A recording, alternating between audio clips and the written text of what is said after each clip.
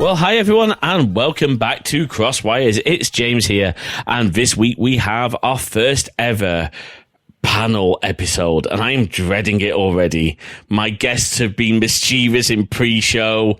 You know, we've had technical issues. I do have coffee. It's 11 o'clock at night right now, and I am incredibly tired. But we are going to be talking about a subject that's near and dear to my heart, and many of yours, I know. We're going to be talking about the Mac. Windows users, you can stop listening now if you want to. But if you want to be educated and learn a good platform, you know, come on over. All right.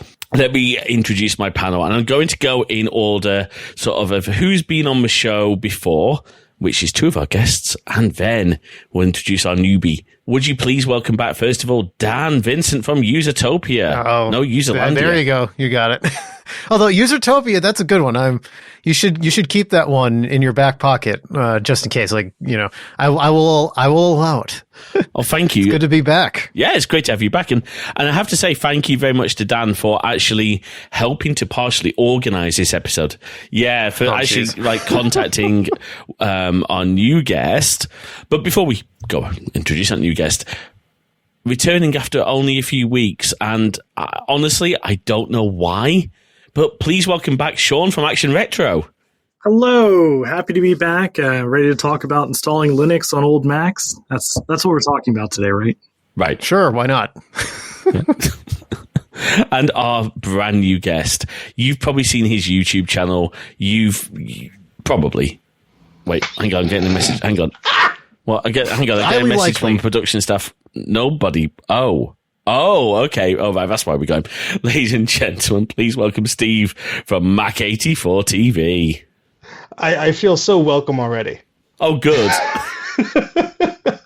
It's great to be here. Thank you for inviting me. No problem at all. It's really great to have you. And before we get started, I'll kind of get Steve as our new guest. Do you want to tell us a little bit about yourself, maybe so that everyone can get scared and ready? Well, I got into the Macintosh game very early because my dad was a graphic designer. And so he brought home a Macintosh 2 CX in the summer of 1990. So I think I was like 3 or 4. And I just remember sitting in front of that machine and just playing with drawing programs and, you know, interactive games and stuff like that, and the sound of the ImageWriter printer and all this stuff.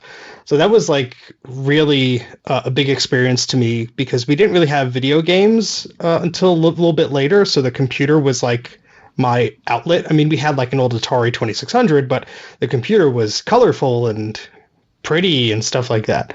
So that was really, I guess, the draw for me to get into these systems. And it was just like something my family was into and my dad had knowledge of it. So I just tried to absorb all of that. And 45 years later, no, it's just one of these things that still scratches an itch for me. And these things are fun to play around with. So, you know, I grew up being the person in elementary school and middle school and high school who was the only Mac user, you know.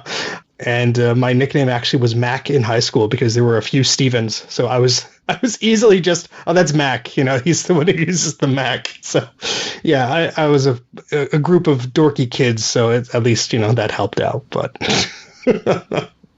I like the nickname. It's concise and it works.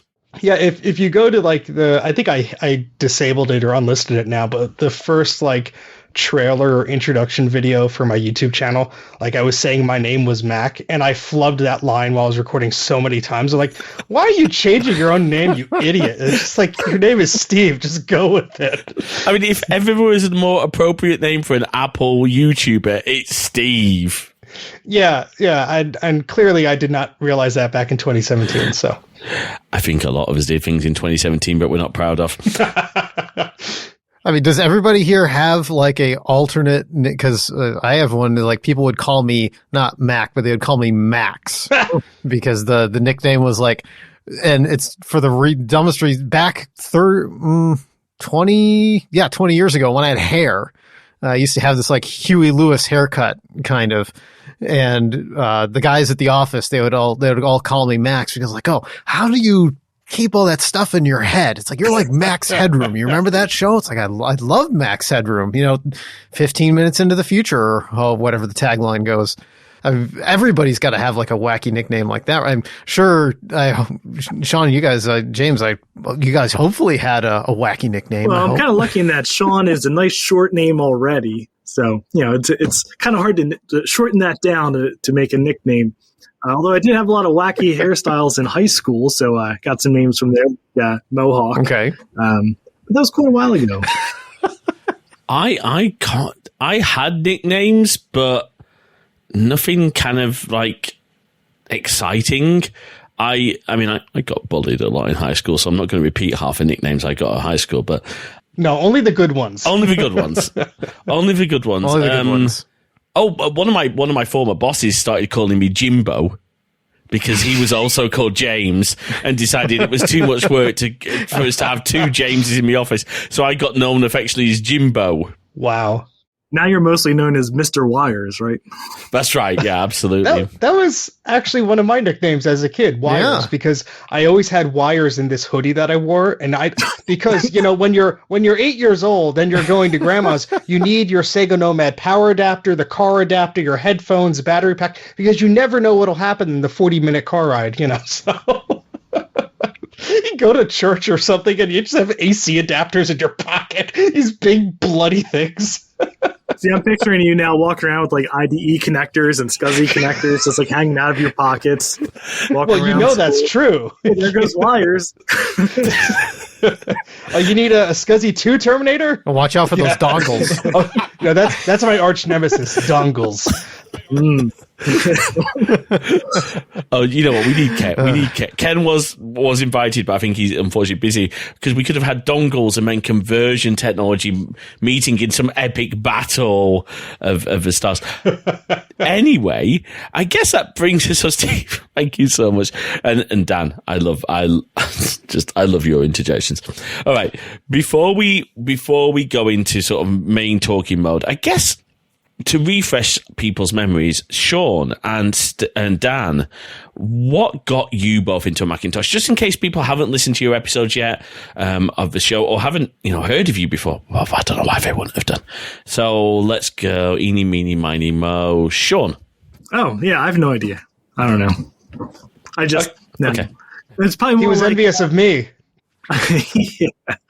I mean, when I was a kid, I was just kind of strangely drawn to them, right? So my first computers as a kid were PCs that, my parents were very like anti-computer, afraid of computers. So my first computer was a 286 I got at a flea market, played around with QBasic on that. And I was just always drawn to people who had, cool Macs. And I remember specifically my one friend, his dad had, probably it was some kind of pizza box Mac, but he just was always playing Wolfenstein 3D on that thing. Yeah, and I don't know. That's where my obsession started, I think. Awesome. And Dan, what about yourself? I mean, I was not a Apple kid growing up. We had Commodore. Yes, so, yes, you did. Yep, we had Commodore 64 until 1997. But Apples were our bits in schools. So, I mean, we had Apple IIs, and then I do remember the first time that I had used a Macintosh. It was in 1994, and it was in our elementary school. Even though every classroom had an Apple II, there was the communal Mac, the LC2, with the CD-ROM drive that was on the push cart that got wheeled from classroom to classroom.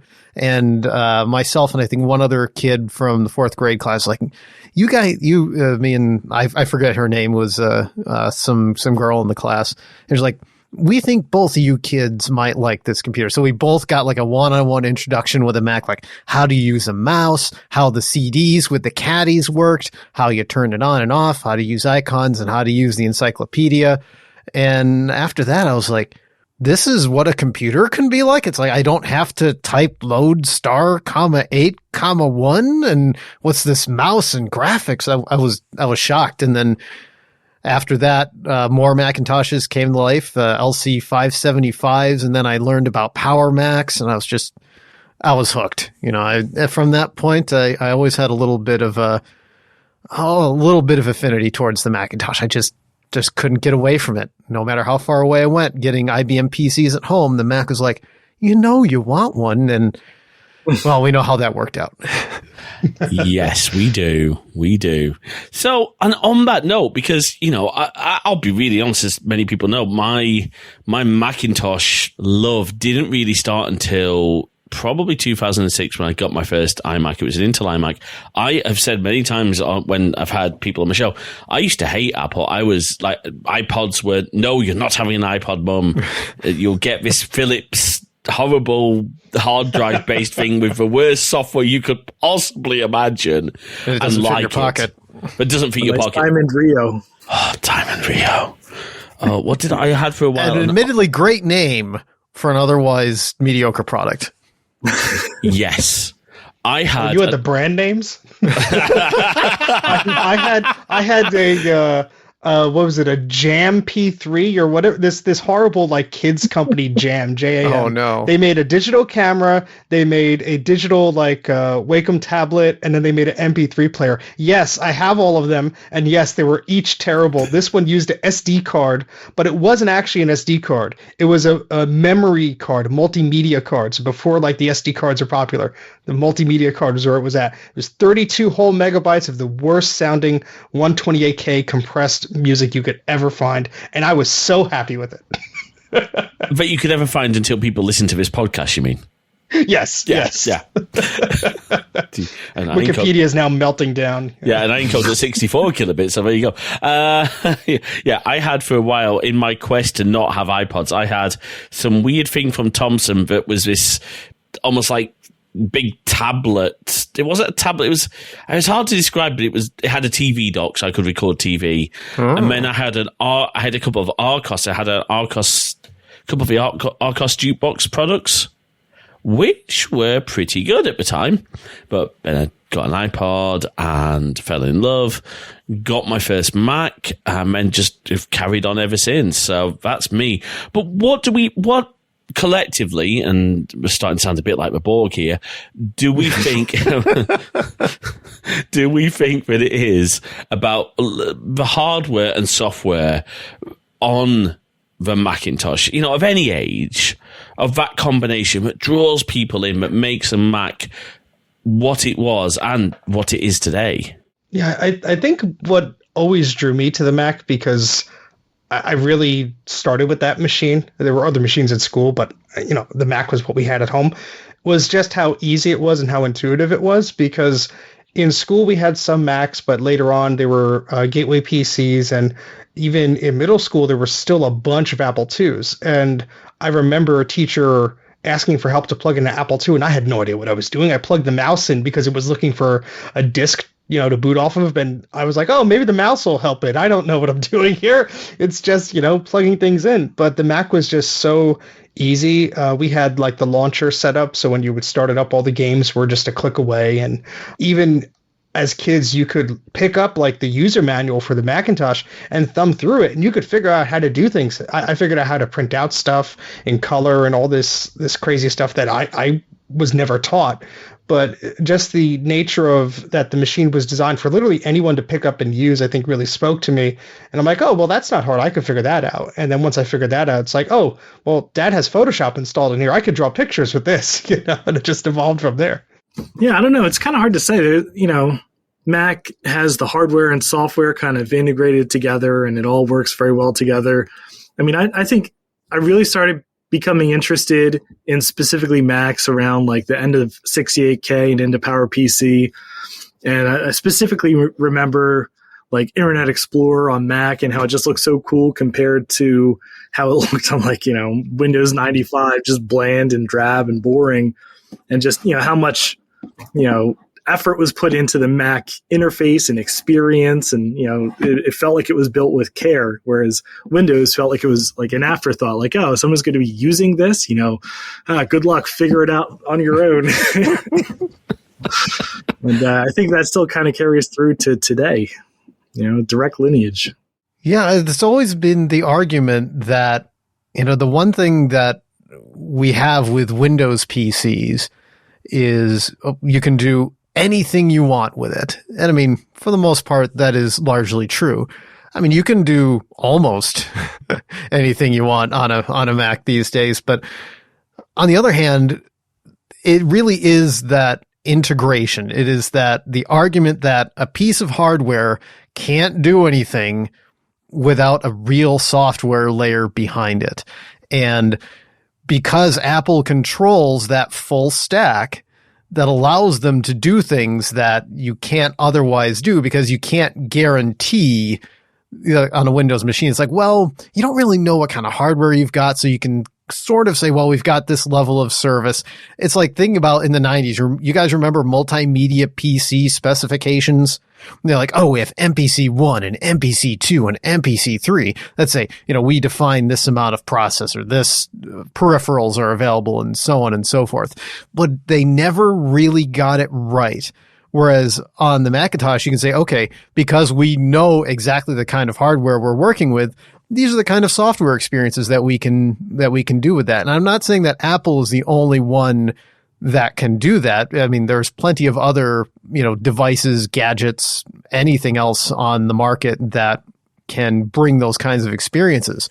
But in terms of a mass market, the number of users that Apple manages to pull off, nobody else really comes close. And I think that's, even if Apple screws stuff up, and they do repeatedly, I think other than certain Nintendo products, I think that's the closest and Sony products too. Sony, I think, is the other one where you can really nail it. They're the one example where you can say, yes, this whole stuff generally works together as you would expect it to, with all the qualifiers and everything else attached. At least that's my idea of the Mac, at least.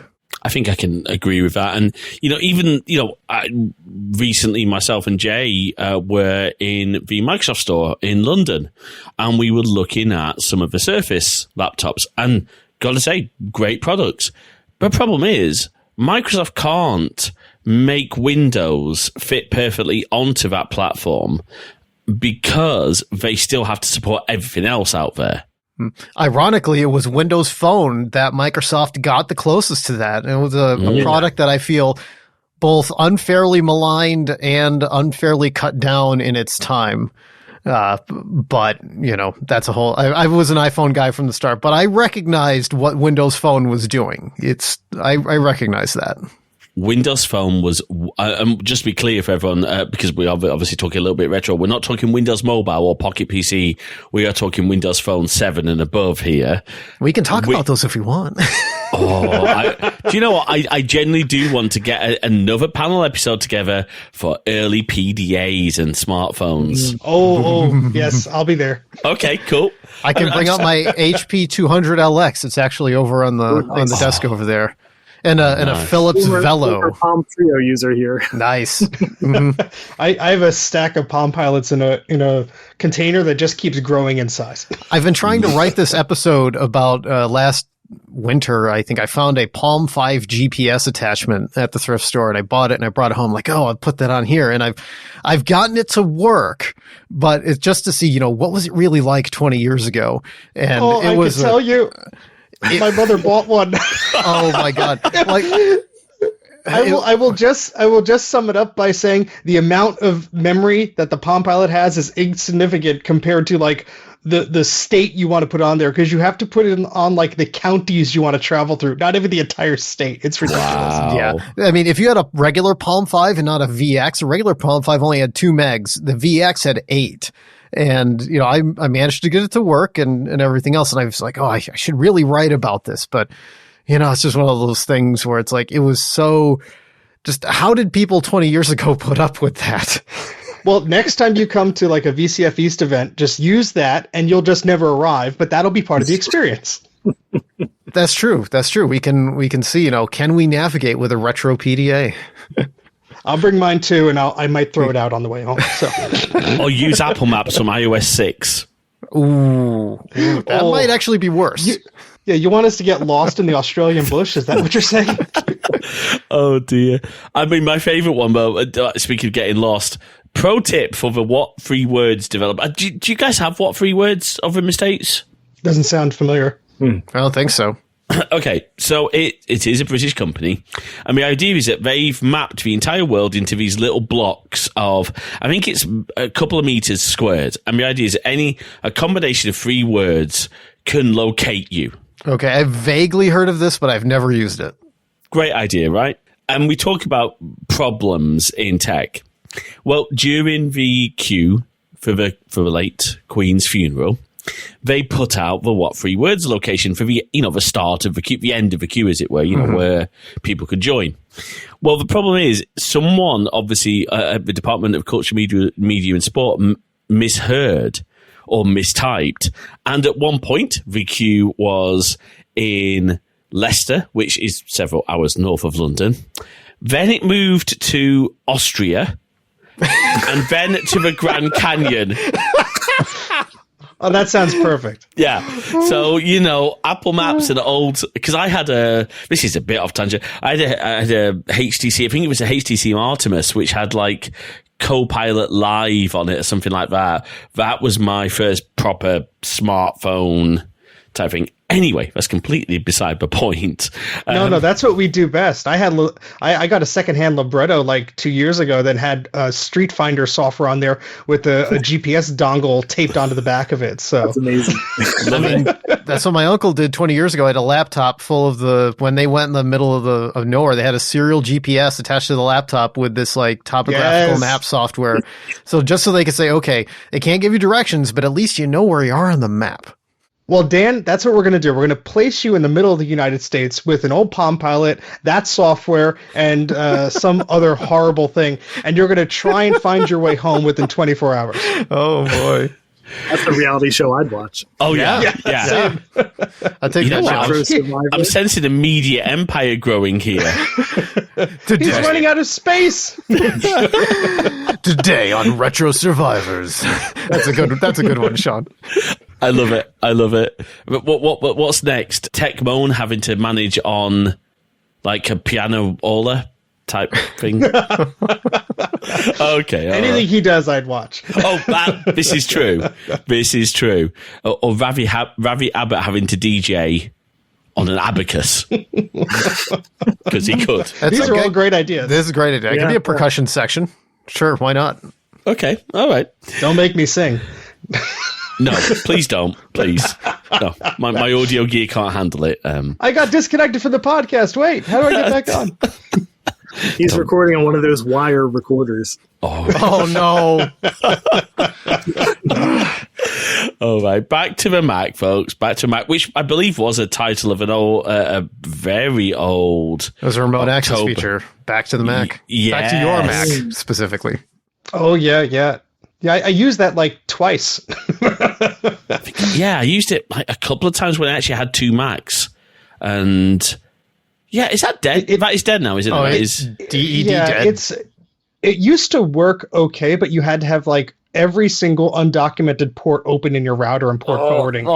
And, of course, your router sneezes and then your IP address changes and none of it worked. So, yeah, that was fun trying to set up and explain to relatives. It could be worse. It could be Nintendo advising everyone to set up a port forward for the switches on every port. Well, yes, I will open every port from 0 to 65535. Surely nothing bad will happen from this. My switch is on fire. What happened? Okay. But, we joke, but the Mac, one of the things I loved about the Mac back, we talked about PDAs. I loved how well my Palm actually worked with my Mac. iSync, yeah. Yeah, iSync. I use that heavily. I had my contacts on my Palm Pilot and my iPod because, of course, because I'm out and about and I don't have my Palm Pilot on me, I can use my scroll wheel, the physical scroll wheel on the first gen iPod to find my contacts and do nothing with them. Yeah, I still love the fact. I still loved the concept that Steve, not you, Steve, but Steve Jobs showed. I'll take the credit. Oh, sure, fine. But he showed. When they said, "Oh, this is what an iPhone," people think an iPhone might look like. It was an iPod with a rotary dial. It was on the rumor sites for years. Oh yeah. Yep. So I think it really is that combination of, even today, there's stuff that I can do on my Mac that, yes, I could do on Windows, but it's just smooth. I mean, and it's what we talked about on our last episode, Dan, is that silly thing of being able to just preview a PDF without any additional software on my Mac. Oh, I love that. Yeah. Even in Windows 10, you still can't do that. Edge can do it now. Edge can show you PDFs and everything else, but you still can't do it with just they've got that preview pane, but it's not as good as hitting the space bar and getting quick look. Ask your parents what Edge is, and they won't have any understanding. Exactly. He is correct. You mean IE6? No. Oh, don't stop me on IE6, please. Please don't go down that road. All right, I'm going to move as swiftly along into... Now, I'm going to be, again, up front, I don't have any sort of Mac collection beyond this iMac. That's not technically true. I have a disassembled 2011 27-inch iMac under my bed, which I'm looking to sell for parts right now. So if anybody wants a logic board complete with processor and graphics card from a 2011 27-inch iMac, please do reach out at podcast@crosswires.net and I'll do you an amazing deal. You'll have to come and pick it up. Extra dust bunnies. It's properly boxed up. It's all sealed. We've wrapped it in proper bubble wrap and everything to make sure it's looked after, and hopefully it survived remove.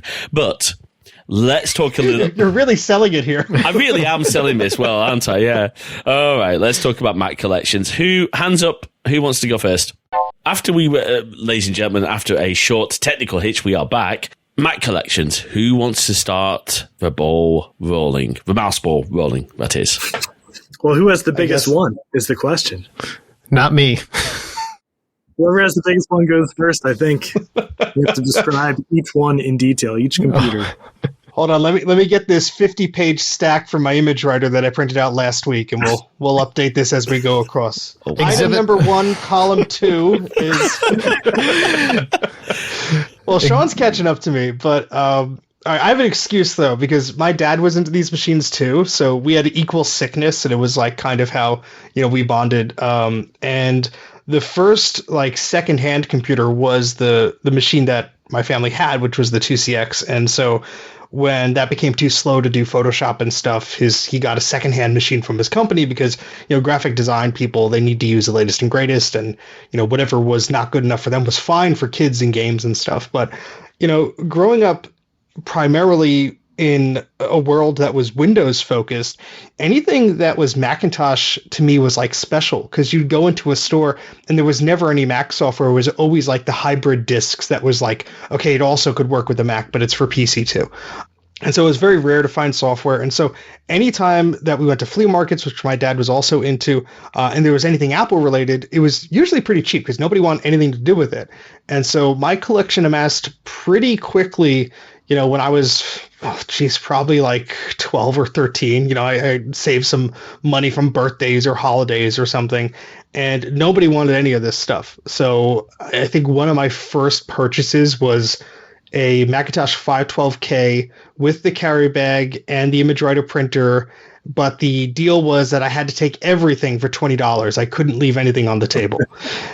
And that was a great thing for me to play around with, but I had no idea about, these older machines. So I'd go to the library and get books and read about them.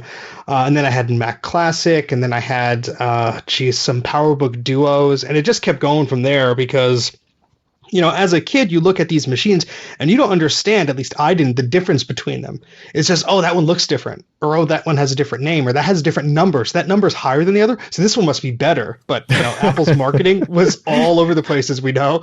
So, a 7300 is not exactly better than a 7200 per se, if, you're paying that for it or whatever. But long story short, in middle school and high school, there were these other people that I found who were also geeky, and they turned me on to these events that were these computer shows that they would have in these football field sized parking lots in places. And it was a huge swap meet. And I keep telling people the most of my machines I collected in that method. When I was in high school, nobody wanted any of this stuff. And they actually had signs at the door when you would enter that this is not a Mac show. We do not sell Mac software. We do not sell Mac hardware.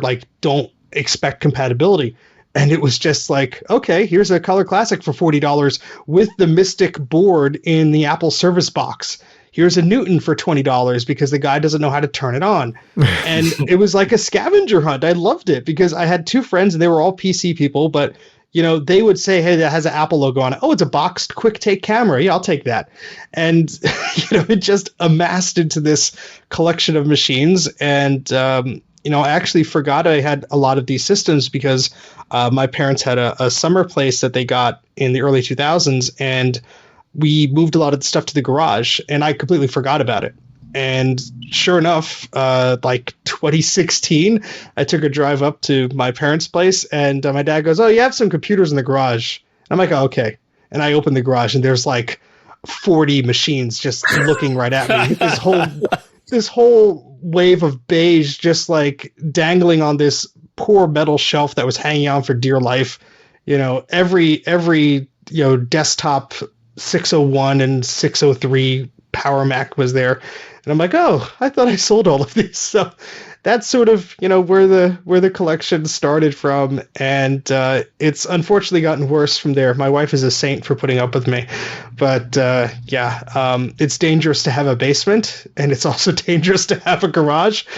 But it's interesting because nobody ever wanted this stuff back in the day. So I was like happy to grab whatever I could for very reasonable prices. And if I was starting today, I wouldn't be able to have like a tenth of what I do now because of how crazy these things are. But yeah, so my collection is now, fairly complete of the systems I want. Like if somebody has like a 20th anniversary Mac, I won't say no to it, but I'm not like actively seeking it. But I'm getting weird things like image writer LQs, and as Sean is panning to his beautiful tam there. But like I'm interested in weird crap like CD drives and peripherals and accessories that you saw of in magazines, but you didn't know what they were, and now you find them new boxed sometimes for dirt cheap. But yeah, that's sort of my journey. I'm always looking at weird stuff, software mostly to archive because all those drivers and stuff online is what helps me tinker around with this stuff to today. So whenever I find a disk or a manual, I try and scan it and put it on archive.org or Macintosh card. And that's sort of what I do other than cursing at machines while I do live streams, but that's about it. Nice. Well, that's the best part of your streams. Yes. Yeah. I bite my tongue because my nieces and nephews watch, but sometimes you get an expletive deleted in there when I drop something on my toe. Oh, expletive deleted. I probably have the least impressive collection of anyone here, although it is interesting to me. The problem is I've gone through several phases where I've collected some things and then I've winnowed things down. I mean, I haven't owned a house and I lived in a very small places for very many years, so I couldn't really like keep hold of a lot of stuff. So I always had to, things came and went. And there were certainly things I regretted selling over the years, like my original titanium G4, when I sold that one. I mean, I loved that computer. I mean, I still have an important piece of it, but I wound up getting another titanium later because, that's just how these things go. The first vintage computer I bought or acquired was actually 20 years ago. It was an IBM PS2. That was I took away from school at the time because I still had my Commodore at home. And one of my technology teachers was like, well, we've got this stuff that's going to e-waste. And it's like, you're kind of interested in that stuff. And this still works. It's a PC. It can kind of run Windows. You can, how he looked the other way while I brought it home. And there were other computers that came and went over the years, but I want to say it was about 5 or 6 years ago that I started getting back into collecting things again. I'm trying to think of like the interesting things. I mean, I think the most interesting thing that's in the collection is actually not a Mac at all. It's a 2GS that I acquired from this nice, lovely old couple that were down on the South Shore of Massachusetts. And the listing was 2GS, $200, monitor, drives, must go. And the pictures didn't reveal much, but I got there like, oh yes, by the way, you need to take our entire Apple II collection with you. And just like I've posted pictures of it elsewhere, but just like boxes, like literally thousands of 5 1/4 inch floppy disks. And so of course you're like, oh, twist my arm. Well, a complete collection of Insider magazines. Wow. Just lots of weird and interesting things. And to me, it's like that stuff is like somebody who cares more about the early Apple II would care about that stuff. So I wound up, that's part of what this hobby is like trying to find this stuff, good homes, because like there are things that I say, okay, that's interesting. Not necessarily for me, but it's still interesting. So, I wound up getting those to other places. Then the 2GS, I mean, the thing was maxed out. It had a Zip GS Plus. It had 5 megs of RAM because it had the 1 meg of RAM on the board and the 4 meg expansion card. 2 hard drives, one of which actually still worked. Hopefully now that I've got the Blue SCSI set up, I can finally archive that drive and get it out of my house. And then Macs. I mean, there's one Mac that I've been working on recently that I think I'll save for later. But like, I've got my share of G4s, G3s. I've got laptops. I've got original PowerBooks. I've got iBooks. I've got an eMate, my only Newton, which is fine because I have a soft spot for the eMate. Sun machines. For me, it's a case of I'm not going crazy spending money on stuff. If there's something interesting and I can get a deal and I can say, is there actually a place for this in my collection? Because I'm sure you guys all know we can talk ourselves into stuff and it gets really dangerous. I mean, we don't enable each other at all. No, we don't at all. No. And Dan, you definitely have not, given or sold machines to me at good prices just to get them out of your home either. I mean, like I say, the way I view it is that, you share and share alike and you help people out. And, so like that 8100 with the G3 card was an interesting machine, but it was more of it had some stuff I needed, but I had, otherwise it didn't fit a place. I'm like, well, I know somebody who could use an AA G3 upgrade card with an 8100. So it's like that went off to Steve. And I've had other stuff like that I've, given away. And that's, I think really what it's about is like, you have it in your collection. If it's something you really want, you hang on to it. Otherwise, part of the social contract of this hobby, I believe, is trying to find the appropriate homes for things. I mean, yeah, that's just my point of view, though. I'm sure other people, not necessarily in this chat, but I'm sure other people elsewhere, might have different ideas. And Sean, what about yourself? Obviously, we know from your channel, you do weird and wonderful things to your Macs. Unholy things. Well, I wasn't going to say that, but yes. Just, no floppy disk should be put under that much strain. Yeah, I don't know. When I was younger, I mean, I was always kind of obsessed with, old computers or cheap computers or, getting computers to do things they weren't meant to do. So, like in high school, I used to drive around on trash day at like fancy neighborhoods and pick up computers that people were throwing out. And I got some of my first Macs that way. And I'd go to thrift shops and, I got a G3 blue and white at a thrift shop, well after its useful life. But I decided I'm going to make this my computer. I'm just going to see how much I can upgrade it. Can I just use this every day? I did the same thing with a 386 laptop in like 2000. Nice. Can I just use AOL Instant Messenger on this thing and like use it like a normal computer? And I could do one AIM window at a time. If somebody else chatted me, the House of Cards, I'd have to restart the computer.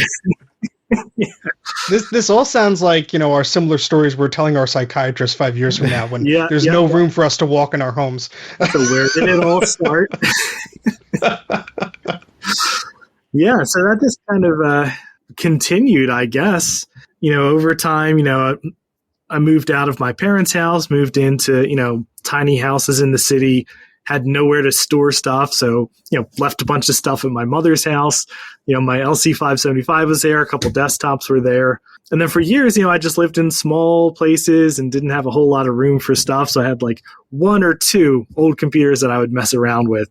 I had a couple compact Macs and, we just play around with those. Now, fortunately, we've moved to a much larger house and, I don't know what happened, but there's, stuff everywhere. I have a few guesses of how that happened. Yeah. But I think my interest really still lies in, how far can you upgrade a machine and getting like one interesting example of a machine. Doesn't have to be perfect. If I see a machine that somebody like hacked a bunch of drives into, that's the one I want, right? So here's to the crazy ones. Yeah.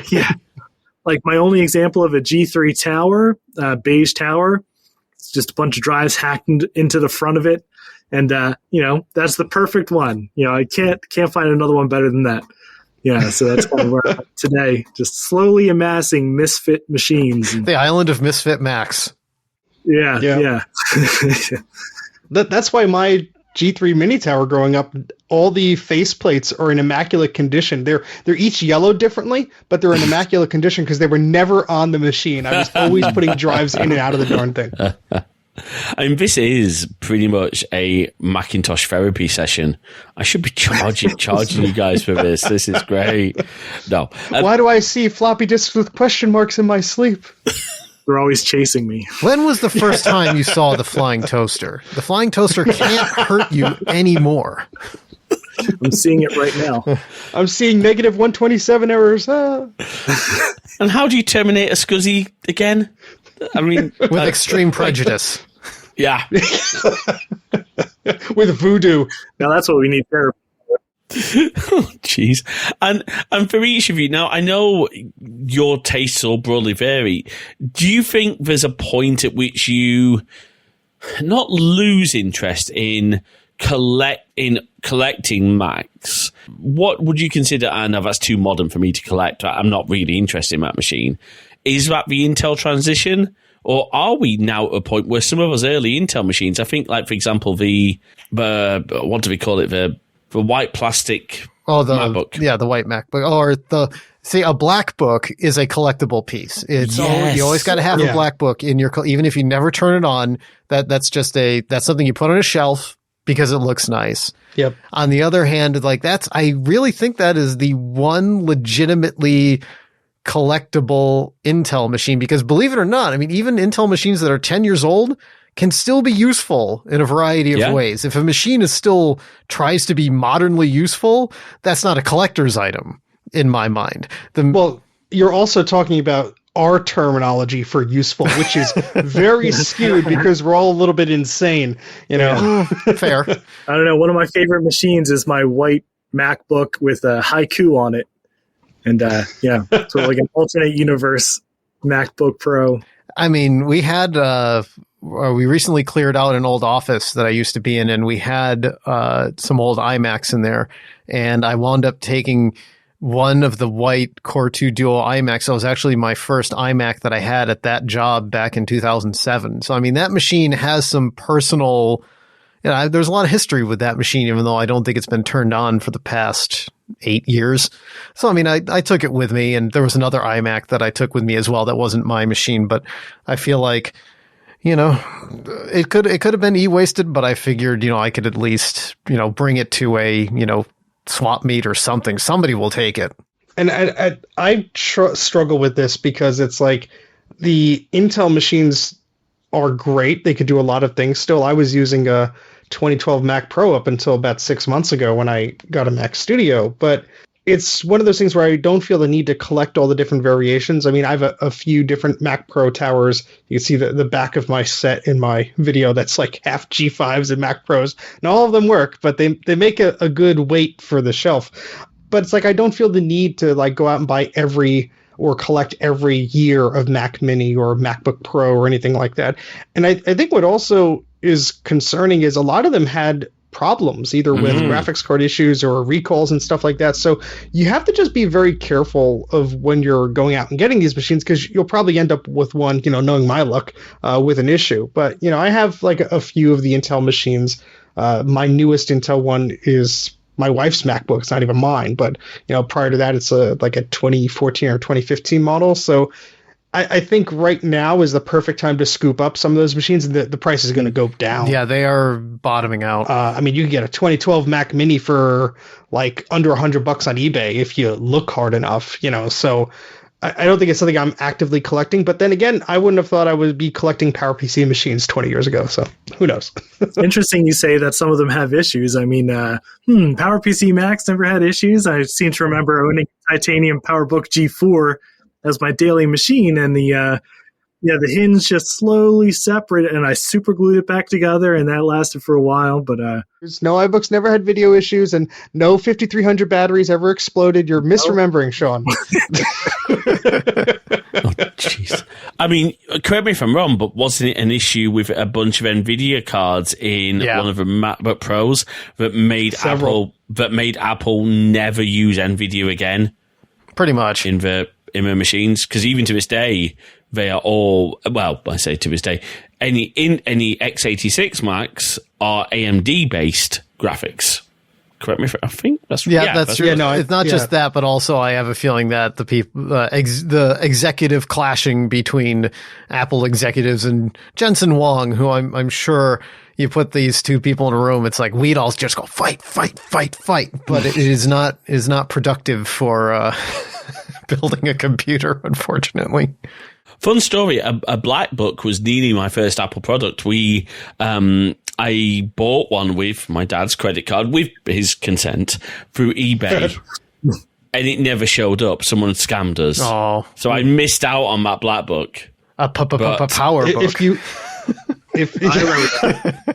think about that. Yes. If you really want a black book, James, it's a Core Duo, not even a Core 2 Duo. Oh, wow. It's a Core Duo. I don't think it works. It was given to me by a e-waste person, but if you really want one just to put on your shelf, we could talk. We could, apart from the shipping, would cost an absolute fortune. I would also be very... Just send me the money in advance. It'll be fine. It may or may not arrive. But that's another thing is like the white polycarbonate MacBooks and the black books is like those casings are super, super fragile. It's like we talk about how brittle the plastics in our beige Macs are. These ones are just as bad. Like I had one that was held together by popsicle sticks and blue tape. Sean, have you been selling your Macs again? I had a black MacBook that had the top case replaced, and within a week of that happening, I got a different machine. So it's like I closed that and put it in my drawer, and it's still right here. So I'm afraid to open it up, but I think the top case is in pretty good shape. Nice. I remember getting a friend of mine sold me and a few other friends a white plastic MacBook and we were buying it for our friend as a birthday present. Mm-hmm. He said, I'll give you a really good deal on it because I spilled beer on it. So I got it repaired. It still cost us a lot less than getting a new machine. And my friend, I know, valued that machine until he upgraded to a 2011 MacBook Air, one of the 11-inch MacBook Airs. Mm-hmm. Oh, nice. I love those. Those might be collectible someday too. Yeah. No, any of the first. It's hard to tell. Yeah. I mean, any of the first run of a particular line. I mean, can you see the 12-inch MacBook Adorables ever being collectible? No, give it. The people who love those machines, they love them. It's like you cannot separate them. And ironically, they would be perfect machines today with an M1 in them. Oh, they would. Yeah. I was surprised. That's what I was hoping we would see, is a revival of that form factor with an M1. I mean, if you fly in an airplane a lot, I'm sure you'll like it, but it's not for me. I had one, but it was a secondary machine to that 2011 inch. That's a big Mac. Wow, that's a big Mac. 27-inch. Sorry. All right. So we talked a little bit about some of Apple's problems, and there's one topic we probably can't get away from, and that is, there's various names from it, but we'll call it the dark years, or the Apple's time between jobs. I like that. I think that's their best years. I like to call it the beleaguered era, because that seemed to be the go-to word that everybody in the press used to describe Apple from the years of 1991 to 1996. And even kind of had that transition in 97 and 98 when the iMac is the official end of the beleaguered era. That's when things turned around. I don't know. I'm a Performa fan. Yeah, I like all those weird, because they made a lot of interesting decisions. Mm-hmm. Let's just say. Yeah. I mean, the whole Macintosh clone thing, which I'm a huge fan of. I'm doing a video series on that. I mean, that stuff was like what? They would never do that today. And I just love like these crazy things that they came up with, and these things that were like sensationalized in Mac Addict magazine. You would read about OpenDoc and the next version of Mac OS, and it was going to be Mac OS 8 and this and that. And like half of the things you read never actually came out, or if they did, they were a mere shadow of what they were supposed to be. So it was a very exciting time because, Apple is so secretive and everything, but I think everyone was sort of rooting for them to be better, that, all of the Mac magazines, or at least the editors that were more favorable to Apple, they were like, no, it's going to be fine. They're going to do this. It's going to be great. And this happens. And then, you look back at some of those magazines, like you're reading an old one on archive.org or something, and you're like, oh, wow, I want to see this product or this upgrade when it comes out. And then it's like, oh, wait, that never happened. If only they knew. Yeah. There's something about rooting for the underdog, I think. Yes. And Apple was the underdog at the time. Not anymore. No. And they, is it fair to say there were times where the PowerPC really did wipe the floor with Intel machines? Oh, sure. I mean, it's interesting because I never had one when they were new. But the PowerMac G5, I've talked to a few of our friends, and a mutual friend of ours, Bruce, he has a G5, and he used to do a lot of 3D software and graphic stuff. And he was just telling us how like the rendering time was just like astronomically different when this G5 came out, because you have to think 64-bit processor, like world's first type thing here, and it just wiped the floor with everything. And there was, a great deal of power with that system, but Apple was trying to go in a different direction. They couldn't put a G5 in a notebook computer, so it was something where they had to make a decision to change. But I mean, those G5 systems, as Sean knows, because he's tortured the heck out of those poor things, they could deal with a lot of heavy lifting of graphics and video and multimedia and stuff like that. And, sometimes they get looked back on like, oh, yeah, it's G5. It was terrible. It overheated. It leaked into that. It's like, no, you're not remembering it correctly. Like, those are great machines. They were stupid expensive. I mean, I could only afford one now when people mistake them as like something else. And they're like, oh, I want $20 for it. And you take it. And then you hobble 5 together and maybe it works. But, they were pretty damn powerful machines. And I think that's why Sean was like obsessed with trying to make like cool things happen with that system. Yeah, in some ways, those were ahead of their time. The 64-bit and, the software being tied to the hardware like that, integrated like that. They really did feel fast. I think, your example with Bruce, I think he said he replaced like a whole rendering farm with just like a G5. Wow. Yeah, they were Mac clones. Some of them had dual processors, and he just replaced all of them with one G5.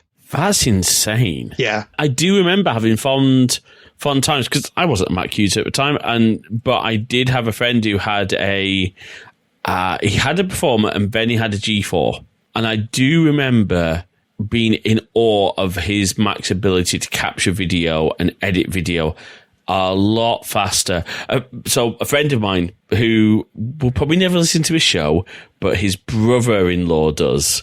So Chris, you know which brother-in-law I'm talking about. You've seen this system. You know the stories. So my friend had a very expensive PC editing workstation. And it had a Matrox capture card in it to capture from his VHS video camera, which we had, and he was producing like 5-minute clips for youth events that were 900 and something megabytes in size because he could never figure out video compression. And then we had the whole thing of, it won't play back on the laptop that's connected to the projector, or we don't have enough storage space, or something like that. Whereas the Macs, I just remember my friend, I'll just bring my G4 down and it'll just work. And the number of times I was in awe of what a G3 iBook could do in terms of video that my Windows laptop at the time could not. The thing that makes the G5 interesting is that it's kind of the last gasp of the like non-Intel workstation hegemony that we had during the 90s. The silicon graphics, that sort of thing where it's like, well, you have PCs and then you have something that's a above a PC that can do like really cool stuff that costs a lot more money. And those architectures were all dying. You know, Solaris hung on for a little longer, but you know, it was dying. MIPS dying, like all this, you know, these RISC workstations, PA RISC was dying. All this stuff was kind of going away. And you could see that somebody's saying, no, this G5 with all this stuff that we're doing with this is high performance computing. We're making this statement about high performance computing and about how great it is when you sit down and solve a problem with a solution that's designed for this problem. It's like, and then you realize that, well, while you're going there and huffing and puffing and blowing that house in, you know, Intel and AMD are over there, you know, kind of one-upping each other. And then, oh, here comes NVIDIA, and this sort of solution comes in. And you realize just that IBM just doesn't care anymore, and they've finally caught up, and you sort of have to go back with your tail between your legs and say, all right, we'll finally go to frickin' Intel and blah, blah, blah.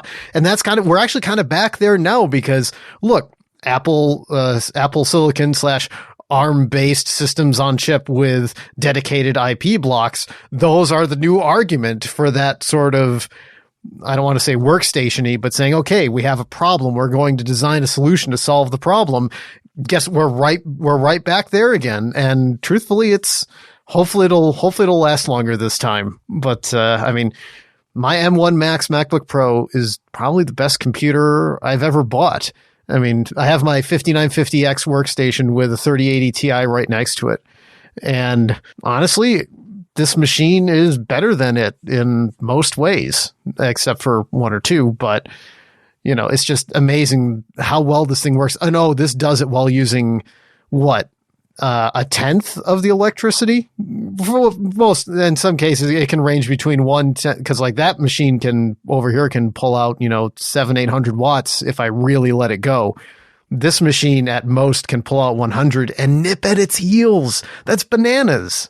Yeah, I noticed a decline in my electric bill and the heat in this room. Yes, when I switched from the Mac Pro to the Mac Studio. So it is a sizable thing. And here's NVIDIA with this, you know, 450 watt 4090 that you can turn the power plan down by 40% and only lose 2% performance. It's like, you know, Apple is the only company that can put forward that sort of coherent argument in these machines. It's like nobody else really has the ability to do that at the moment.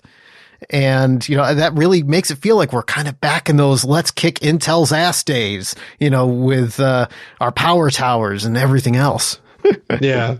I mean, I think it's interesting because you're focusing on the hardware, but Apple does it in such a way where, you know, you could be completely oblivious to the hardware and you could get that advantage from just opening up Final Cut or iMovie or something like that. And I think that's how I got started with digital video editing, because the iBook G3 that I had, it had FireWire built in, and my brother had a DV camcorder, and I just plugged it in. I didn't know about processing power or memory or whatever. I was able to import video, edit it, and export it back out to tape or, you know, to AV jacks on the television. And it made that experience of using something that I did not know how to use or could not even fathom of getting to, you know, so much easier because of the marriage of the hardware and the software that Apple did there. And I think no matter what is driving the Macintosh, I think there's that elegance there that they're putting their foot forward with. And I think that it's going to be very hard to match that by any other competitor. I know, you know, others have tried, and Microsoft is trying now with their Surface, but I think it's very difficult to achieve that because they do set the bar pretty high, and they do, you know, withdraw products from being released. We've all seen rumors and stories of like, oh yeah, this was about to come out, and then they're like, nope, we're not going to do it, because they have a very high quality mark. I mean, yeah, some things don't go over the best, but by and large, they do a pretty good job, and that's why I'm still on the Mac today, because it lets me get my work done without, you know, worrying about things as much. Great point. And, you know, you hinted there on what you get out of a box of a Mac. Every new Mac you can get for free. I think I'm right. I mean, you can get the full Apple, what was iWork suite, so Numbers, Pages, Keynote, iMovie, GarageBand. GarageBand. I know. Does anyone here who's remember when Apple used to tout GarageBand as a podcast creation tool? Oh yeah, I will tell you that my PC friends had serious envy of GarageBand in high school because it was the coolest app that they saw on the PowerBook that I brought in one day, and all they wanted to do was play around with the loops and everything, and it was just something that was like envious because you did not have that software experience on a PC, at least something that was easy to use as GarageBand at the time. Absolutely. And, there was a time where a Mac OS 10 machine could work out of a box with Exchange when a Windows PC could not. Which always made me smile. and in fact, even to this day, the Mac Mail experience, honestly, the number of users I've supported who are bolted to Outlook because there isn't, I'm obviously overlooking Thunderbird, but out of a box, there isn't anything that's close to as good as Apple Mail. Or am I being a bit biased? I'm happy to hear. I mean, it depends on what kind of service you're using. Because, I don't believe in, even though I use Gmail, because what else are you going to use these days? I don't like what Google does in their clients. I still, on my Windows machine, I still use Thunderbird, and I use mail.app on my iPhones and my Macs and stuff. And every few years, you always see that there's this new hip email client that's hitting the world, right, guys? It's like, oh yeah, this time it's going to be Sparrow. This time it's going to be Inbox. This time it's going to be Mailinator. All these different clients that just keep coming and going. And the reality is that you think email is easy. It's not. Email is hard. It is an extraordinarily difficult thing to do. And the fact that despite all of its flaws, of which there are numerous, the fact that you can draw a straight line from Nextmail to Apple to mail.app of today and still have it be a largely coherent experience shows just how forward thinking they were 30 something years ago when that came out. Funny you mentioned email as a teaser for everyone. Myself and Jay, just this last week, recorded an interview with Helen Horseman Allen, the COO of Fastmail. Interesting. We're talking all about digital identity. And if you're looking, you said, Dan, what else would you use for your email? I encourage everyone to listen to that episode because Fastmail may well be the answer. I've been looking for reasons to ditch Gmail, so I will give those arguments the time of day.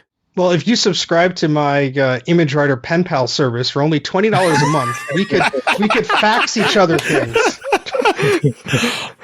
I love that idea. I love that idea of going back to fax. As Sean knows, because it came up in our last episode, I'm a bit of a King of a Hill fan. And there was an episode I was watching today where someone asked for Hank's fax number. And Hank's like, we don't have a fax. I can't do a Hank impression, but we don't have a fax machine. Whoa. We don't have a fax. We don't have a fax machine here. At AOL.com. Oh dear. Anyway, I'm sorry. I'm getting completely lost. Let me okay. It's not our fault at all. No, it's absolutely my fault. I'm taking full responsibility for this show. You shouldn't. That's very dangerous. No, that's true. But I guess that, that does start to talk about how do we, as people who, also for yourselves, as people who've been Apple fans for a bit longer and have obviously collected and seen that history, if we were to give Apple sort of a report card style grade right now for how they're doing today, let's start with Sean. What would your Apple grade be for right now? I don't believe in grades. Everybody gets the same trophy in my book. No. I'm really happy with where Apple is today. It kind of feels like a return to form. Back in PowerPC days, it felt like you were using something special. There's all the people with all the random Intel computers, and you had your PowerPC Mac that had the advantages of PowerPC. And they switched to Intel, and it felt like, oh, well, now it's just generic, like everything else. But we've kind of come back around to something that has real advantages, and it's different, and it feels special again. So I really like the direction they're going in. Johnny Ive was a cool guy, but maybe he was kind of starting to go in the wrong direction, and it seems like he left, and now all of a sudden, Apple's releasing all of this real quality, really well thought out hardware that kind of, I mean, it really feels like that. I have the M1 Max MacBook Pro, and it really feels like I used to feel using my titanium PowerBook. It's thick and quality, and it feels like quality. The hinge is better than the TimeBook. I give them 6.5 gold stars out of 7. Okay. Do you know, on the subject of the current build quality, when I was in London last week with Jay, we went into the Regent Street Apple store, and I had to very, very much keep my credit card away from me at all times because I saw the M2 MacBook Air. And yeah, it's obviously got heating problems when you start to use it really high end, but it's not designed as a workstation-based machine. It is. It's an ultra portable. I mean, if you want to make a machine that, everything has its design purpose. And, I mean, if you want to push that machine 100% and throttle, I mean, that's your prerogative. But it's the same things like, well, you can go ahead and take a Reliant Robin and put it on the Autobahn, but I wouldn't recommend doing it. Just don't turn too quickly. Of course. Dan, what about yourself? Since what would you say right now for Apple? I have 2 grades. One grade would be for hardware.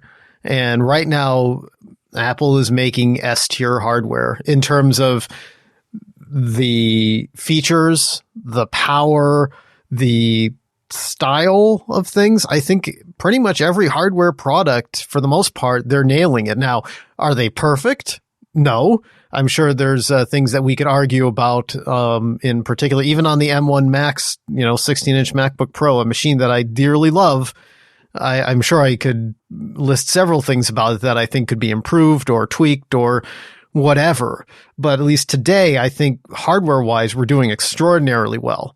Software-wise, maybe not so much. This is where depending on the particular product, I would be more in the C+ to B range, depending on which particular thing. Now, this year's releases I thought were fine, but and then there's the whole bit about, the political nature of the App Store, which, as people who've listened to me know, I don't really like. I mean, I like the App Store, but I don't like that it's the only App Store. And I don't like that, Apple is essentially judge, jury, and executioner on what the platform could do. It's like the thought experiment I always put forward is if Steve Jobs had control over what software you could run on a Next, would we have gotten the original World Wide Web? And I think the answer is no, and I think they came around and I'm not saying that the App Store is a bad idea. What I'm saying is what was appropriate in 2008 is not appropriate today. And with several minor, in my opinion, changes, they could eliminate 90% of the complaints. The vast majority of people would be happy and it would still be a superlative experience. But unfortunately, they are proving that we are going to have to take it away from them, I think, which is unfortunate. And I would really hope that it wouldn't come to that. But if it takes the long arm of the law to get Apple to finally get their act together on that front, then maybe that's what it takes. Like I said, and that's not even talking about, Mac OS 10 is fine. Like Mac OS right now is fine. Yes, there's things that could be improved as always, but that's what I would give the B+ right now. It's the developer relations and other stuff that, I think is more on the C+ range at the moment. That's just, I said we were getting hot takes tonight. So, there's a spicy one for you. No, it's a very interesting take, and I think I sit somewhere in the middle. Personally, I sit somewhere in the middle of that whole App Store versus open playing field. Me too. I think we would largely agree.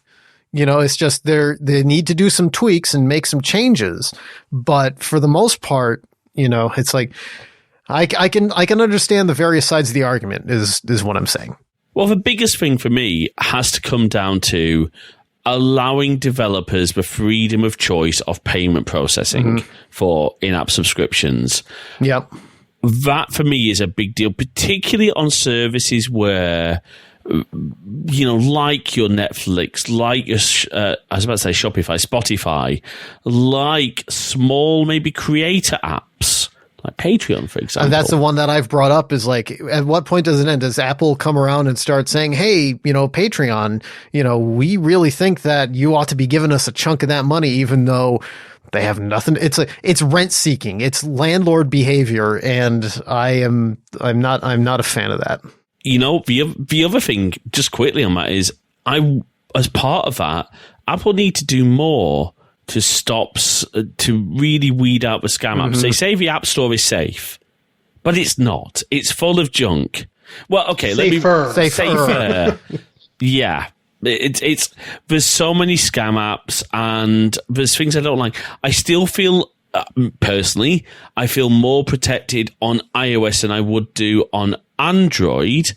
Well, the reason why is because it's not the App Store that is keeping you safe. It is certs, notarization, a whole bunch of stuff, sandboxing. That's the stuff that actually keeps you, for the most part, largely safe. The App Store is... Yeah, a lot of the behind the scenes stuff. That stuff would still be there if the App Store wasn't there.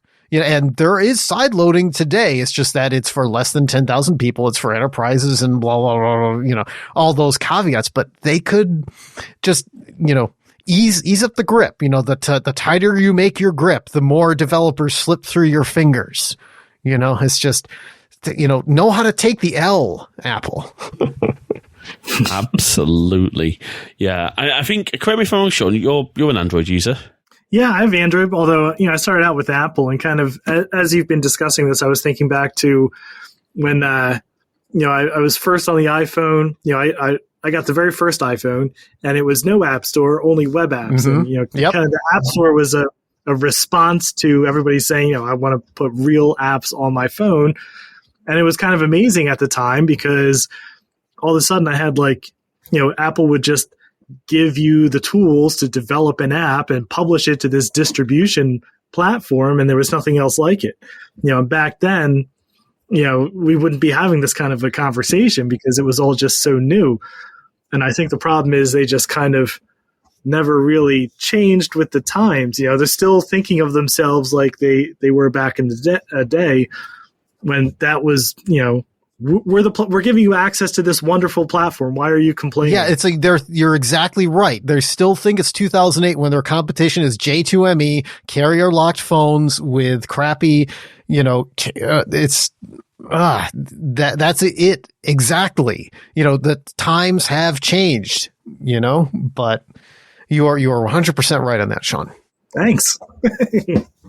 Hey, here we go. And Steve, what about yourself? What's your scoring for Apple right now? If you're Yeah, so I mean, if it was 2 to 3 years ago, my outlook on their hardware would be very bleak, alongside with the software.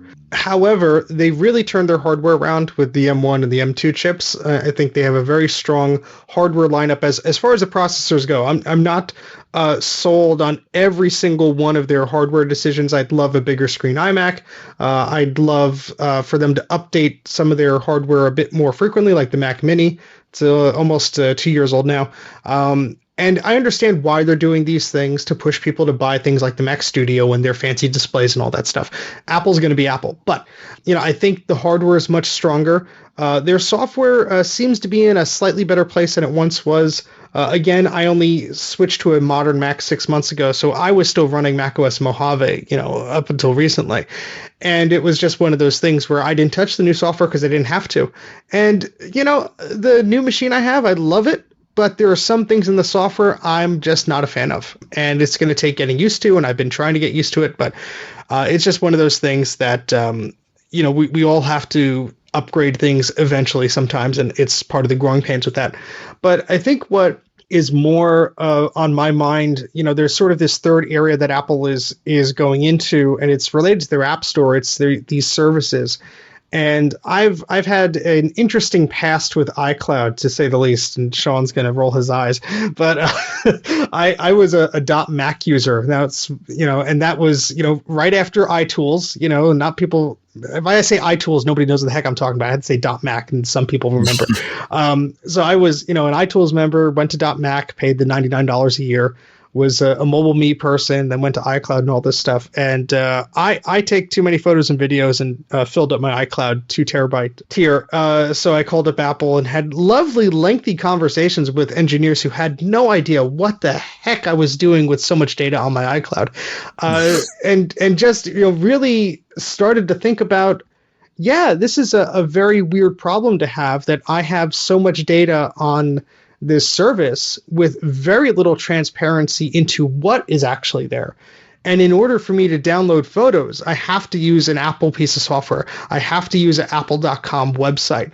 And there are limitations because they did not design it for a crazy person like me who will forget to, delete old photos. And I have basically every photo I've taken for the past several years in full 4K quality, on this iCloud thing.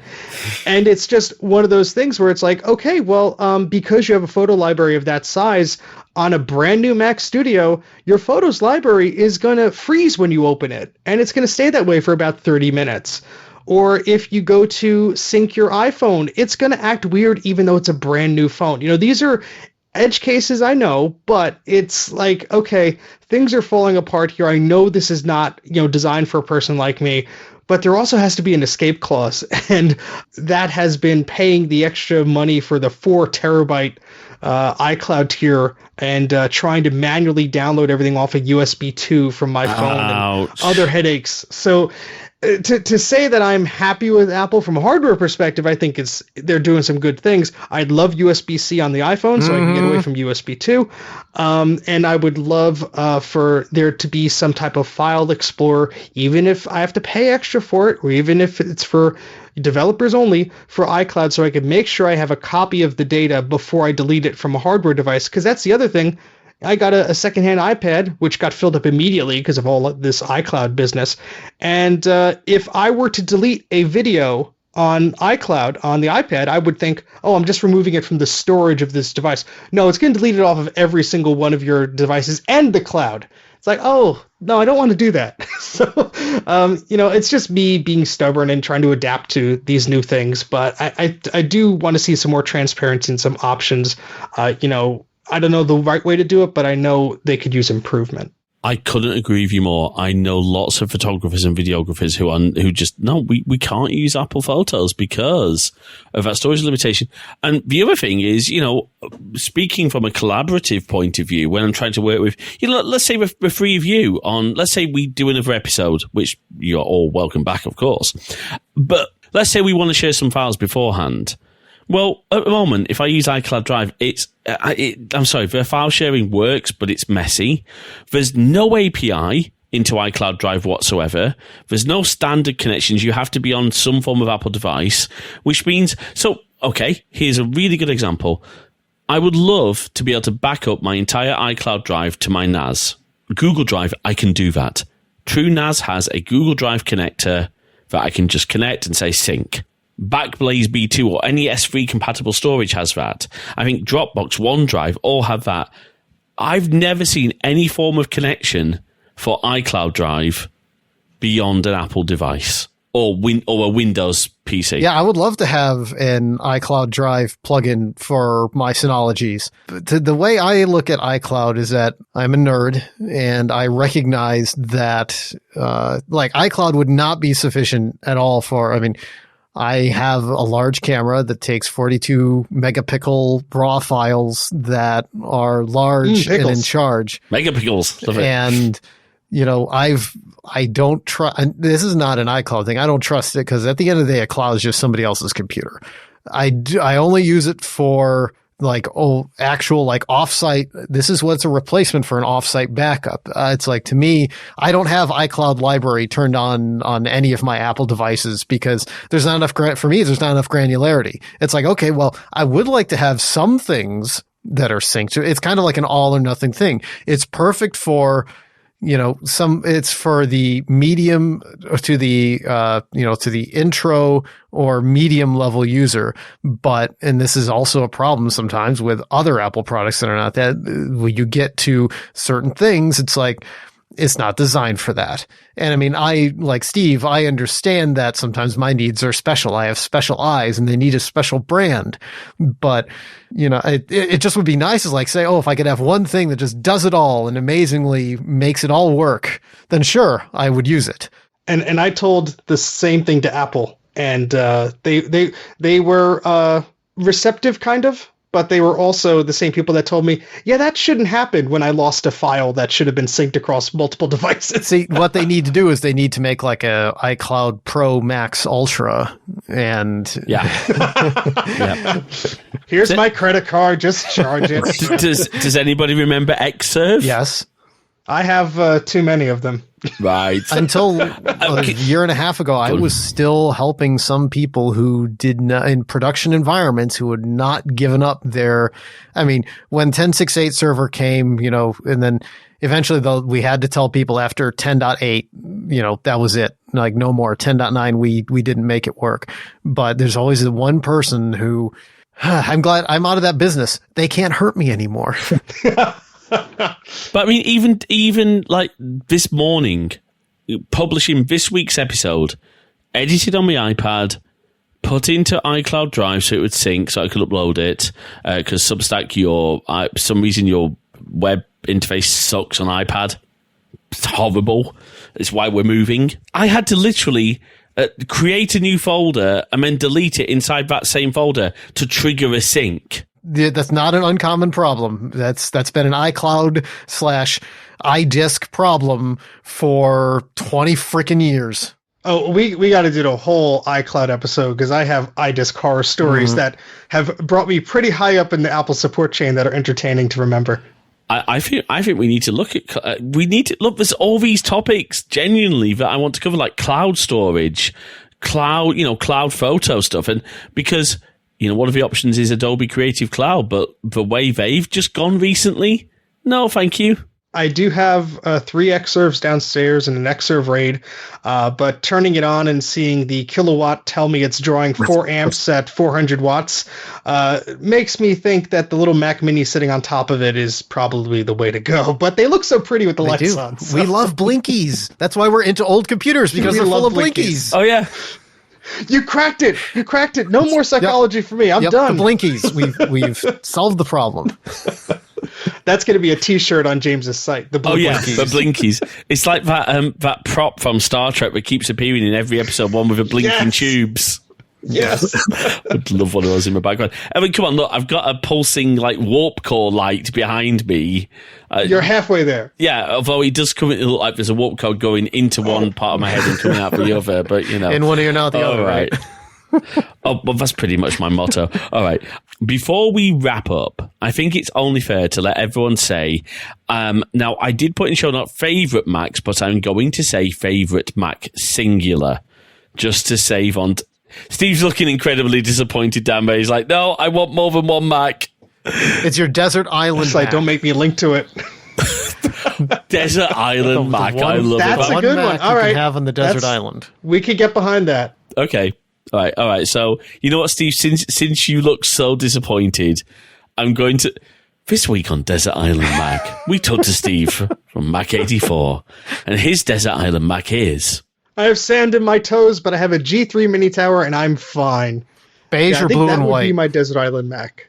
Oh no, the Mini Tower is the beige one, sir. Yes. If you would remember your Apple nomenclature of naming conventions. Well, they're technically both Mini Towers. It's just that one is. Oh yeah, but I'm referring to the official name. How dare you forget the spec sheets on Apple.com? No, yeah, this is the beige one, and I loved this machine. I got it from MacofAllTrades.com ages ago for like $2.99.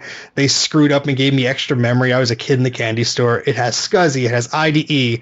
You have floppy drive. You have OS 8, 9, and 10 support. Mm-hmm. And I even ran Windows with a PC compatibility card because I was crazy. And, you could customize the heck out of it. You got all those drive bays. You could put a zip drive in there, a DVD drive, and all this stuff. And you had a bunch of I/O built in. And, if it wasn't for the limitation of 3 PCI card slots, I know there was a prototype they were working on to give that more expandability. That would be, I think, one of the best machines you could get from that era. But that's one of my favorites. It's so capable. It's a great bridge machine. You could do so much with it. And I used it as my Photoshop machine for ages, even when I still had my iBook clamshell key lime model, which is, would be a runner-up. That desktop still got heavy use because it was so capable.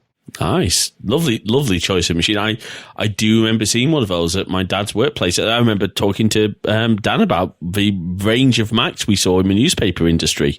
It was great fun. All right, Sean. Well, yeah, this is a tough question. Since we're on a desert island, I assume that power outlets are at a premium. So I'm going to go with the LC575, which I think is my all-time favorite Mac. I mean, it's kind of the ultimate of the all-in-one Macs, in my opinion, with the Trinitron color, beautiful display. I had one back in the day. I got it at a thrift shop and just loved it. From the moment I turned it on, tried to use it, in 2001 is my main machine and had a lot of fun with it that way. It was the first machine I ever played Warcraft on, and just, the sound, the feel, the look, the beautiful display. And only one power cord. So, yeah, on the desert island, I think that would come in handy. That would indeed. I have not addressed the power situation yet. I think I'm going to have to get one of those. Basically, you're going to have to pedal for your max power. No, you didn't say that. I'm going to be pedaling until the thing won't boot anymore. We will allow solar power. Oh, yes. Thank goodness. Hang on a second. Reese from Control Alt Reese, can you come and do a solar panel? Yep, great, thanks. Yeah. As long as it'll support a 21-inch CRT, I'm good. Oh, wow. I remember having to carry one of those screens. Yeah, my back remembers too. Yeah, yeah 80 pounds of pure power. Thank you, Sean and Dan. I was thinking about this, and it's in my brain. It's well, if I could have just one Mac. I was thinking, well, you could have a mirrored drive doors G4, dual process. You can run OS 10, you can run OS 9. It would be pretty good, and it would be more performant. But I think the Desert Island Mac is much of a pain in the butt as it is, with all of the gotchas and caveats. The Desert Island Mac has to be the Titanium G4. Can run OS 9, can run OS 10, gets decent enough battery life, has a very good screen, good processor, good amount of memory. It's got wireless networking, which, you're on the desert island. You want to minimize the wires, and the fact that you can run it on the battery. It's a laptop. It'll take less electricity to run, but it's also very light. It's small, easily portable. And, that machine means a lot to me. So I think if there was one Mac to have on the desert island, you could just do so much with it. I think the Titanium G4, until the hinge breaks, at which time you say, no, we had time now. Well, you've convinced us. Pop it up. That's true. Yeah. So I think we have to send Dan away to a desert island with some GPS software on some antiquated devices and this PowerBook, and see if he can get home. On this week's episode of Retro Survivor, can a man escape from a desert island armed with only a titanium PowerBook and a Palm GPS? It just zooms into your corpse. The wind is blowing the sand away from my skull on the desert, on the shore. And there's stones laid out. Yep. The stones are laid out. It just says extension conflict. Colonel Panic. Oh wow! I have to say, I've been thinking about this as well. Mine's a really tough call, and going on the portability theme, I think it's going to be the 12-inch PowerBook G4. Nice. I got one up there. There you go. Because I remember a friend of mine having one of these as his daily driver machine. You know, we had it all, not a docking station, but he had all the cables ready at home, and he would have it on I think he had his Apple Cinema display. I just remember feeling that thing is incredibly tiny, incredibly powerful. It looks better than any tiny Windows laptop I had seen. And until the MacBook Air, the current MacBook Airs, it was still possibly one of the most cute and small looking Macs that I've ever seen. Yeah, I had the MacBook 12-inch, and it was a lovely little machine, but it was just too flawed from a performance point of view. But the 12-inch PowerBook, yeah, it had no optical drive, and I think that was a big deal at the time because I had one. Has Super Drive. Oh, did it? The MacBook didn't have one. Yeah. Because, I burned many a DVD on my 12-inch. Yeah, because, that was 2002. You had to have an optical drive. I burned one today on mine. Why did I not... it was side... Was it side? It was on the side. It was on the right. Oh, yeah. Yes, of course. Yeah, that's why. My bad. Apologies to the 12-inch PowerBook fans out there. Sorry, we all jumped on you there. No, that's fine. That's what I expected. I was expecting to get yelled at more. Your spirit is in the right place. Oh, no, it's also a very modern design. I actually brought one in for April Fools at my previous job a few years ago and used that as like my note-taking laptop because it had a battery. There was some tape holding the battery together, but most people ignore that. But a few people were like, "Oh, what MacBook is that?" And I'm like, "Oh, it's not a MacBook." And they were like confused because it had the Apple logo on it. And like, "Huh? What?" I mean, the thing about the titanium is that you can literally draw a straight line from. I've used that metaphor already today, but the inflection point of modern laptop/notebook computers, RIP notebook, is the titanium G4. Every laptop today owes a debt to that machine because that was the first machine that was that svelte with those skinny bezels with all the power that you needed that weighed 5 pounds and change and could fit in a bag and was just everything you needed and nothing you didn't. And everybody else since then has been chasing that design, basically. In some cases, almost quite literally, you see, I remember a bunch of Dells that had a very titanium G4 aesthetic. Mm-hmm. If anyone's a fan of Stargate Atlantis, the Macs that they have in the Dells that they have in Atlantis, at least the keyboard and the front feel very G4 titanium-ish. And, even today, HPs, they're trying to do the same sort of very sleek MacBook look, except they're doing it in cheap and nasty plastic. Sorry. I'm really sorry, but honestly, for me, at the moment at least, only the Lenovo ThinkPads hold. I mean, I have one right here. Dan. This is my work laptop, and I hate it. It's like you can't run Teams on it and do anything else at the same time because I'm sure it loves you too, Dan. I curse that machine every day, but my livelihood depends on it. It's like I would kill to have a MacBook Air as my work computer. It would blow this machine away because the cooling is inadequate. The Intel processors are there's no real GPU, and it's awful. And I mean, I have a lot of respect for ThinkPads. I love ThinkPads. But at the end of the day, this particular one, if you're an employer, give your people good laptops. Don't give them junk. Well, at least don't take that to the desert island. We'll find you dead very soon. The desert island ThinkPad is the butterfly. Well, if you have the butterfly keyboard one ThinkPad, the sand wall get and jam up the mechanism. So maybe that's not the ThinkPad to bring to the desert island. Anyway, one final thought. Are there any really good competitors in the Windows space to a MacBook right now from a build quality? The only things that really pop to mind, but Dan's ThinkPad issues aside, are maybe something like the what do we call it? The one that Linus is. You mean the framework? A framework laptop, yeah. I mean, the framework is an ideological exercise, and I think it's a reasonable one. I don't think I would buy one, but it's one of those things where like I can recognize what they're doing, and I don't think I would have any qualms recommending it to somebody. It's just they're the underdog. It's like, hey, I want to see you guys, if you can hold this together and keep going, great. But it's like if I had to buy a Windows laptop right now, I would get a ThinkPad that is not this one. I'd get one that would have a real GPU. That would be fine. Dell, the XPS, mostly reasonable. Yes. Yeah. Then you've got like the Razer stuff and everything else. It's like they all have a compromise at the end of the day. It's like you can't, but if you had to buy a Windows laptop, can't go wrong with most ThinkPads. Just not your ThinkPad. And of course, for Sean, the compromise is they run Windows. I'm used to Windows.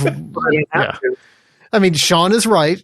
Oh, yeah. Well, my pick for this, and I have one of these lying around still, is the MSI Prestige 15, which has dedicated graphics. And I ran Linux on that thing, and that's what I used to do everything from, all my video editing and everything. And that was a great machine, but lots of compromises, It was just the HD display because I wanted the battery life, and the build quality was neat for a Windows computer, but it's nothing compared to what Apple puts out. Of course, for Sean, it would have to be a Brother 386 all in one. Yeah. All in one, system on a chip powered.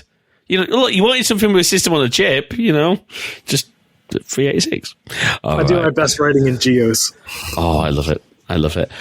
Speaking of laptops, Ravi, who I need to re-record the episode because we had some audio issues, but Ravi is working on an Amiga 600 laptop right now. Power to him. All right. Thank you all for being here tonight. Let's get some outros done, and then we will let everyone go off and do what they need to do. I need to probably go and tidy up some stuff and edit this episode. So let me just pick a random order. Dan, where can people find your content? And thank you for being here. Sure. Thanks for having me. You can follow me on Twitter at Kefka Floyd. Currently, I've been trying to expand things because I think I've come to the realization, as much as I hate video, and I don't hate video, but it's like, I'm not a video person. I'm not good at video, but I'm trying. So you can, if you go, regardless if you prefer your content in text or audio or in video form, you can go to userlandia.com to read stuff, to subscribe to the show. You can go to the YouTube channel. With the latest two videos are actual videos this time, the VCF Midwest report and the trip report that I did for Infinite Loop. They're actual videos now with perhaps funny jokes, who knows? And, other videos / audio content are coming up soon. So that's the places where you can find me. Fantastic. Sean? You can find me on that YouTube website, youtube.com/actionretro. I'm also on Twitter primarily at actionretro1 because somebody else took Action Retro and I didn't feel like thinking of something more clever. So we should start a petition. Is it petition.gov movement to get you back your Twitter handle? And Steve, thank you so much for being here. It's been an absolute pleasure. And I know, Steve, you bailed on a meeting for us tonight, so thank you so much. I'll hear the wrath of it tomorrow. Don't worry. But yeah, you could find me on YouTube, youtube.com/Mac84. My Twitter and Instagram handle is Mac84TV because apparently Mac84 was taken. So that's where the TV comes from. But if you do a search for Mac84TV, it should land you in the right space. Mac84.net is my website. You can see some of the shenanigans that go on there. And I love this stuff. And it was a pleasure talking to all of you fine folks. So thank you for having me. My absolute pleasure. And of course, roll outro. Thanks for listening to this episode of Crosswires. We hope you've enjoyed our discussion and we'd love to hear your thoughts. So please drop us a note over to podcast@crosswires.net. You can also drop us a comment on the post, or if you're a GoodPods user, why not start a discussion there too? You can find us on Mastodon at crosswires@masthead.social. And if a bird site's still somehow miraculously here, you can follow us there as well at CrosswiresMG. And of course, you can find the show in all the good podcast apps and all the really bad ones too. If you'd like to check out more of our content, head on over to crossedwires.net/YouTube for all our videos, and keep an eye on our Twitch channel at crossedwires.net/live for our upcoming streams. If you like what you heard, please do drop a review in your podcast directory of choice. It really does help spread the word about the show. And of course, if you can spare even the smallest amount of financial support, we'd be incredibly grateful.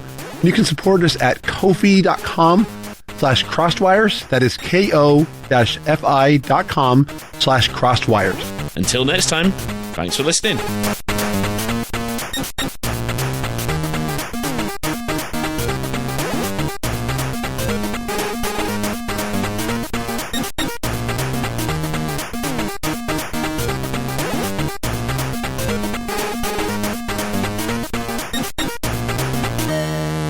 So no acapella singing? Ah, damn. I mean, we could try. We could try.